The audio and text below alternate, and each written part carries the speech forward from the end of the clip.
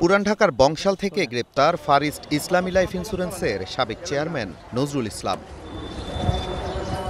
এর পরপরই তাকে নেওয়া হয় আদালতে। সেখানে ৭ দিনের রিমান্ড চেয়ে আবেদন করলে তাকে ৫ দিনের রিমান্ড দেয় আদালত।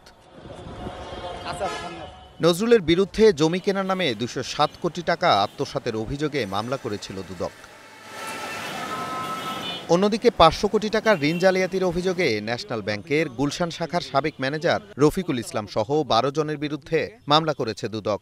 ন্যাশনাল ব্যাংকের গুলশান কর্পোরেট ব্রাঞ্চ থেকে ঋণ বিতরণের নামে অনিয়ম ও দুর্নীতির মাধ্যমে ৪৯৬ কোটি টাকারও বেশি অর্থ ক্ষমতার অপব্যবহার করে আত্মসাতের অভিযোগে ন্যাশনাল ব্যাংকের কয়েকজন কর্মকর্তা, যাদের নামে ঋণ নেওয়া হয়েছিল,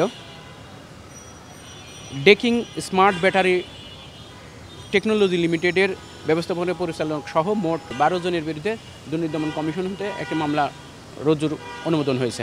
আরেক মামলায় আওয়ামী লীগ নেতা জাহাঙ্গীর কবির নানকের ব্যক্তিগত সহকারী মাসুদুর রহমান বিপ্লবের বিরুদ্ধে হয়েছে অবৈধ সম্পদ অর্জনের মামলা।